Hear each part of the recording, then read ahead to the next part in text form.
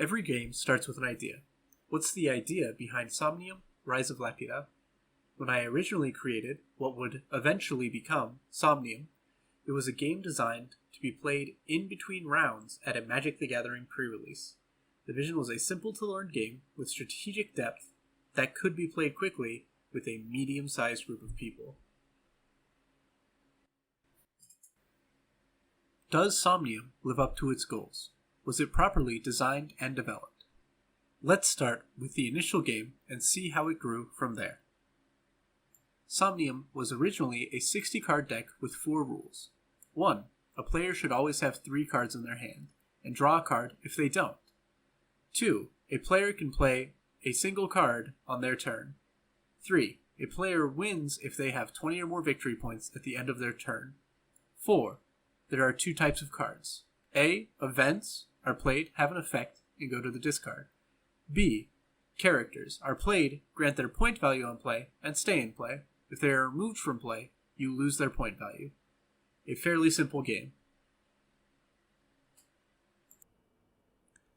Unfortunately, as the playtest happens, we discover problems with the first prototype. As expected, we can find cards that are too powerful or too weak, and edit them to make them more in line with the pack. Another discovery is that negative points leads to unfun gameplay. We remove negative points from the game. The most pressing issue is that we have a card called Clear Skies, which is insanely powerful, basically letting you play the best 2 cards from a hand of 4. This essentially abuses the rule that a player should always have 3 cards in their hand, using it as a filter to see multiple cards. This means we need to do a quick fix. Edit Rule 1 to make it so cards are drawn at the end of the turn, effectively making Clear Skies force you to play your entire hand and work as intended. Another question that should always be asked in development is, are there any improvements on the initial design we can make? A few ideas were brought up from the Zafty development crew, the first being a set of 2 cards next to the deck that any player can play from. While this theoretically gives a player more chases, what it actually does is put the losing player in Zugzwang, where any move they make is an advantage to the opponent, until the cards in the center are so bad they should strategically not be used. Using them opens up the opportunity for the opponent to draw a better card. A second design improvement that was offered was unequal starting positions. Each player starts with either a special ability they use once per game, or a static ability that affects how they play the game. I declined to make the unequal starting positions because I feel like they are really difficult to balance and greatly increase development time. In hindsight, I wish I would have tried, seeing at least if the area was worth exploring. However, I still believe uneven starting positions to be a hindrance to most board games, with only a few being able to pull it off.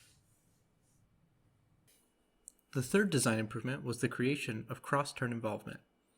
It was mentioned that in larger games, players tend to stop paying attention to other players' turns.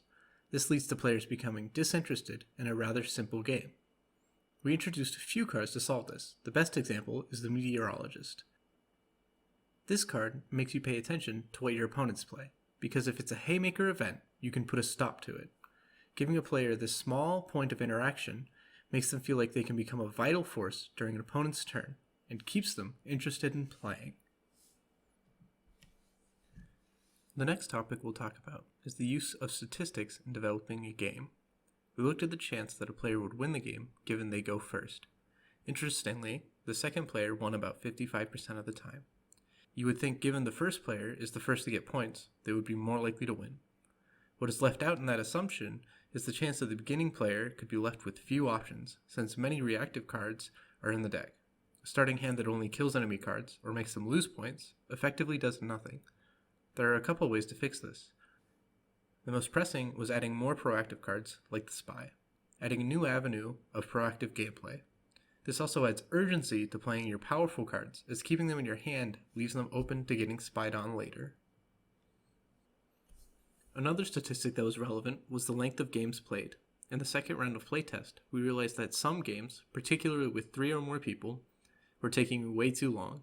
Some were even an hour or longer. We figured out this was due to such a high amount of negative points, especially a card that was called Leper. Leper gave an opponent -4 points until it left play. This effect compounded if the deck ever ran out of cards, meaning you were looping the same negative effects over and over. This led us to adjust the total points of cards in the deck. For example, the Temptress would be a total of -2 points, since it gives you 1 and an opponent -3. The total points of the finished deck is about 64, which is a little low, as that leads to the deck running out sometimes in a 4-player game. The ideal range would be 70 to 75, so we haven't missed the mark by too much.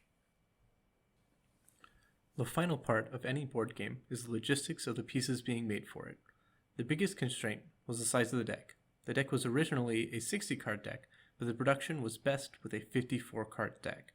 This was simple enough, we just cut a lot of the negative point value cards, bring up the points in the deck, and trimming to fit the numbers.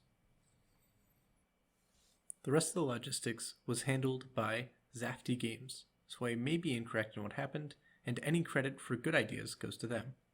The first major change was the introduction of punch boards. Since Somnium was intended to be played at pre-release, my playtest team was using the spin-down dice that comes in every pre-release kit.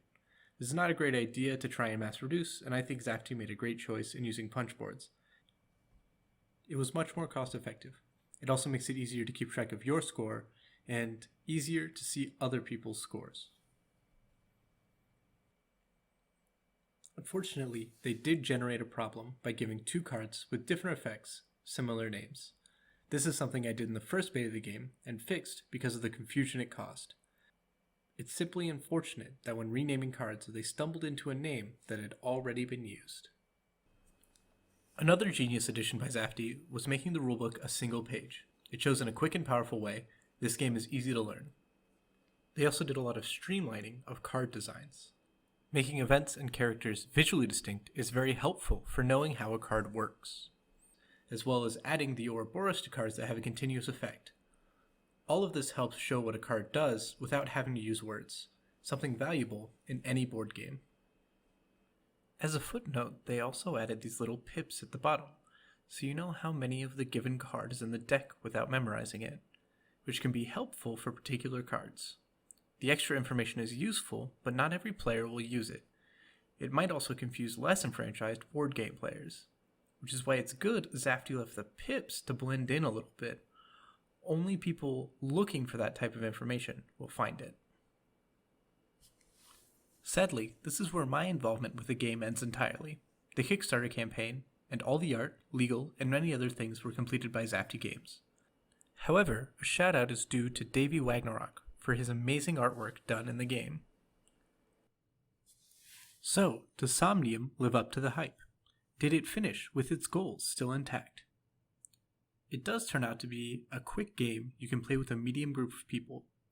It really lacks the strategic depth that was envisioned, though. A big part of this is the very few places you can interact with. We can only make cards that interact with the hand, the board, the deck, and the discard. Also, since every card has the same cost, we can only restrict power level by making better cards rarer. So when you draw a more powerful card, generally it's a better play than the less powerful card. This makes the game lack any major strategic depth, but this doesn't stop the game from being fun. It is still a great way to start board game night. Hey everybody, I'd like to thank you all for watching my video on the board game I designed, Somnium Rise of Laputa. If you enjoyed it, if you could leave a like or subscribe, that'd be wonderful. I'd like to give a shout out to our only patron currently, Thunderbird145, as well as let you guys know that I plan on doing one of these video essays about every month. I might miss some, I might hit them all. We'll see. See you guys all next month.